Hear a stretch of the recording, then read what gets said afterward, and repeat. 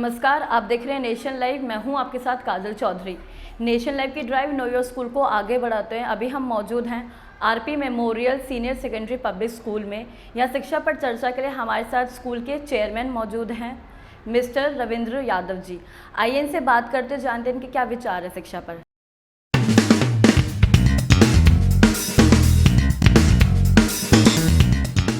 नमस्कार sir, welcome to our channel. नमस्कार। मेरा पहला सवाल आपसे यही रहेगा, मैं स्कूल के बारे में जानना चाहूँगी कि जब स्कूल की स्थापना हुई थी तो क्या लक्ष्य मन में लेकर चले थे आप? इस स्कूल की स्थापना 2004 में 2004 में मेरी मदर के आशीर्वाद से शुरुआत की गई और ये थॉट था कि अनऑथराइज्ड एरिया में जो लोअर मिडिल क्लास तबका रहता है उनको अच्छी एजुकेशन, उनके बच्चों को अच्छी एजुकेशन, बढ़िया से बढ़िया एजुकेशन कैसे प्रोवाइड कराई जाए, ये सोच के साथ स्कूल शुरू किया गया था। तो सर क्या क्या चैलेंजेस आपको फेस करने को मिले इसमें, क्योंकि हमने अभी लास्ट के अगर 2 सालों की बात करें तो इतने टफ निकले हैं, सबके पूरा एजुकेशन सेक्टर ठप पड़ा था क्योंकि कोविड आ गया था।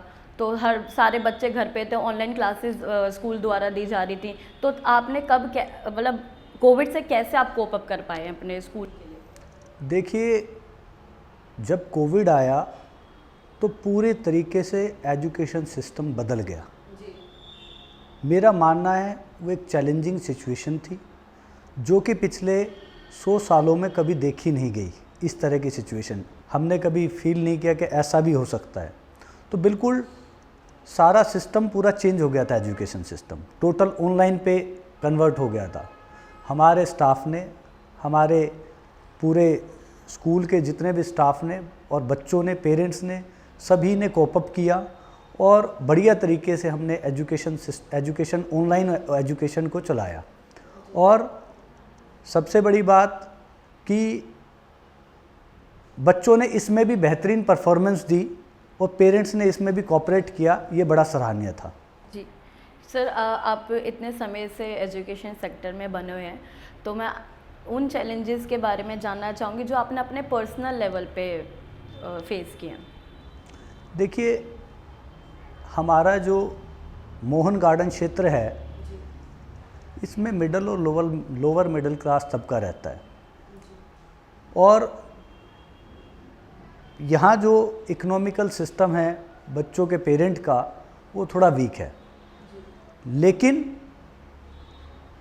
हमारा एक ही उद्देश्य रहा है, अच्छे से अच्छे एजुकेशन बच्चों को प्रोवाइड कराना, और हम उसमें लगातार प्रयास कर रहे हैं।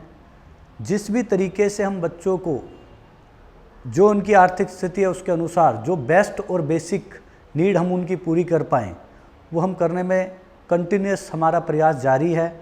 और आज भी हम कोशिश कर रहे हैं कि बच्चों को जो बेहतरीन सुविधाएं हैं, चाहे वो साइंस लैब से लेके, कंप्यूटर लैब से लेके, वीडियो विजुअल लैब से लेके, स्पोर्ट्स से लेके, और आपका बेसिक एमिनिटीज़ जितनी हैं, बेसिक इंफ्रास्ट्रक्चर एमिनिटीज़ जितनी हैं, वो सभी प्रोवाइड करी जाए। और ऐसे ही प्रयास के साथ हमारी संस्था काम कर रही है। सर, आपने ये सुविधाओं की बात करी, तो उन सुविधाओं के बारे में बताइए जो आप अपने स्कूल के बच्चों को प्रोवाइड करते हैं जिससे उनका एक ओवरऑल विकास होता है। देखिए, हमारे पास सबसे पहले तो बच्चों के लिए लाइब्रेरी है जिसमें 15-20 हज़ार किताबें लगभग हैं। कंप्यूटर लैब है, साइंस लैब हैं, फिजिक्स, केमिस्ट्री, बायो की लैब है, और आपका वीडियो विजुअल लैब है जिसमें बच्चों को जब भी कोई फेस्टिवल या कोई भी प्रोग्राम आते हैं, जो भी किसी भी तरह के हमारे प्रोग्राम्स होते हैं, या किसी भी तरह का हमारे मुख्यमंत्री या प्रधानमंत्री जी किसी तरह की कोई बात अपनी रखना चाहते हैं, तो उन विजुअल लैब्स के माध्यम से हम उनको दिखाते हैं। डेली बच्चों को जो नीटनेस, क्लीननेस से संबंधित बातें होती हैं वो वीडियो विजुअल लैब्स के माध्यम से दिखाई जाती हैं। और स्पोर्ट्स की फैसिलिटी है जिसमें कराटे है, योगा है, ताइक्वांडो है, और एथलीट्स के जो गेम्स हैं, खो खो है, ये सब हम कराने का प्रयास कर रहे हैं। मेरा स्पेशल फोकस स्पोर्ट्स पे है, क्योंकि बच्चे आज की डेट में लैपटॉप मोबाइल पे लगे हुए हैं और मेरा मानना है कि क्यों ना हम उन्हें स्पोर्ट्स की सुविधा दें जिससे कि वो मेंटल स्ट्रॉन्ग होने के साथ साथ फिजिकल स्ट्रॉन्ग हो, और फिजिकली अगर स्ट्रॉन्ग रहेंगे तो मेंटली वो ऑटोमेटिक स्ट्रॉन्ग रहेंगे, ऐसा मेरा मानना है। तो जो बेस्ट फैसिलिटी हमारे यहाँ सीसीटीवी कैमरे हैं, जनरेटर की फैसिलिटी है और पूरी बिल्डिंग में एंट्री एग्ज़िट बहुत बढ़िया तरीके से, वेंटिलेटेड पूरी बिल्डिंग है, जो एक स्कूल की नीड है, जो एक सिस्टम की नीड है कि हाँ ऐसा स्कूल होना चाहिए। हमारा पूरा प्रयास है हम वो स्कूल हम बच्चों को और पेरेंट को वो फैसिलिटी प्रोवाइड कर रहे हैं। जी सर, क्योंकि आपने बात करी नीड्स वगैरह की, तो आमतौर पर जो टॉपर्स होते हैं, जो टॉपर स्टूडेंट्स होते हैं, उनको तो हर कोई फोकस में, लाइमलाइट में रखता ही है। पर मैं बात करना चाहूँगी उन बच्चों के जो एवरेज होते हैं, जो थोड़े वीक होते हैं स्टडीज़ में, तो ये स्कूल आरपी मेमोरियल स्कूल कैसे उन बच्चों का हौसला और उनको मोटिवेट करने में सक्षम रहता है? देखिए, सबसे पहले तो आपने कहा जी टॉपर और वीकर। मैं अपने पॉइंट ऑफ व्यू से ये कह रहा हूँ, ना तो कोई टॉपर होता है ना कोई वीकर होता है। नंबर के आधार पे ये गणना करना टॉपर और वीकर का गलत है। मेरा मानना है हर बच्चा मॉरल एथिक्स के साथ, डिसिप्लिन के साथ और जो उसकी क्षमताएं हैं उसके साथ आगे बढ़े तो किसी भी फील्ड में वो जा सकता है और किसी भी फील्ड का टॉपर बन सकता है। जहाँ तक बात आती है कि जो एकेडमिक्स, जो हम सब्जेक्ट्स, जो हमारा एजुकेशन सिस्टम है, उसके अकॉर्डिंग उन बच्चों की एकेडमिक्स, किसी की वीक है किसी की टॉप है, उसके लिए रेमेडियल क्लासेस हम लगाते हैं। और प्लस उन बच्चों को, मेरा मानना है कि उन बच्चों के लिए स्पेशल हम अपने टीचर्स को कहते हैं कि उस पर स्पेशल फोकस रखें। जो भी कमियां साथ साथ ऑन स्पॉट उनको अपलिफ्ट किया जाए, ना कि अलग से उनको रख के और अलग से उनका ट्रीटमेंट किसी तरह का ना हो, ना उनको ये कभी रियलाइज़ हो गए वो वीकर हैं या टॉपर हैं। मेरे हिसाब से सभी बराबर हैं, उनके लिए, सभी के लिए हम एफर्ट्स करते हैं। सर, आपने बहुत अच्छी बात बोली कि मोरल और एथिकल वैल्यूज़ पे, तो मैं जानना चाहूँगी आरपी मेमोरियल स्कूल कितना फोकस करता है मोरल और एथिकल वैल्यूज़ पे? देखिए, मॉरल और एथिक्स की मैं बात करूं तो मेरी मदर ने, मैं अपनी बात करूंगा सबसे पहले, मेरी मदर ने मुझे डिसिप्लिन में रहना और मोरल वैल्यूज़ का आदर करना ये सिखाया है। और जो उन्होंने मुझे गुण दिए हैं वही मैं चाहता हूँ मेरी संस्था को, मेरे बच्चों को वही गुण मैं दे पाऊँ।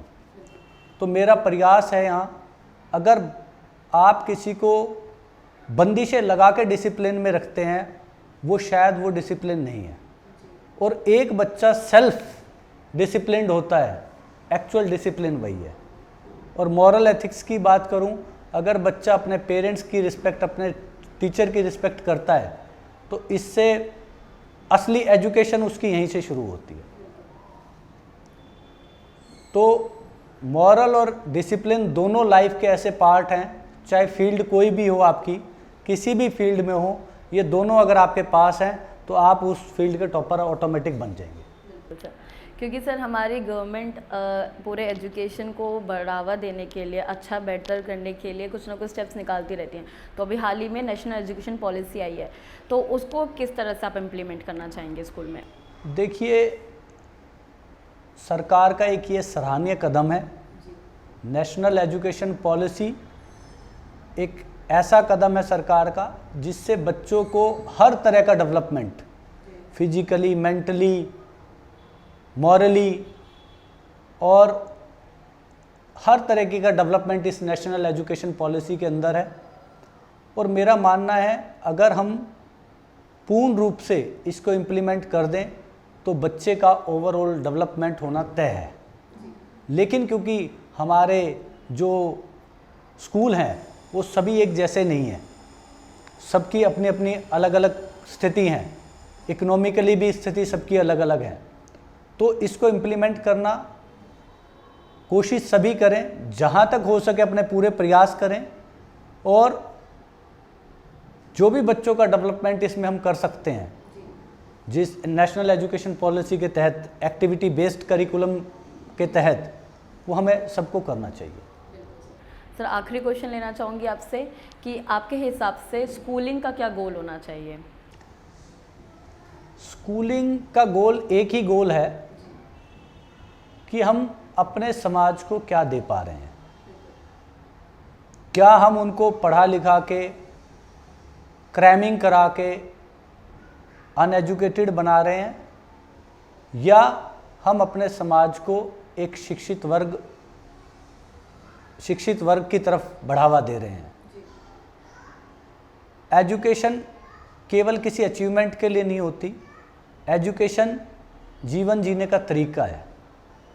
अगर हम मॉरल एथिक्स के साथ, डिसिप्लिन के साथ और हर तरीके के पैराडाइम को देखते हुए कि जो हमारा बच्चा या जो भी हमारे सिटीज़न बनेगा वो देश सेवा के लिए रहे, हर तरीके के पैराडाइम को मजबूत बनाए, ऐसा एजुकेशन सिस्टम होना चाहिए और देना चाहिए, और बच्चों को एक्सेप्ट भी करना चाहिए।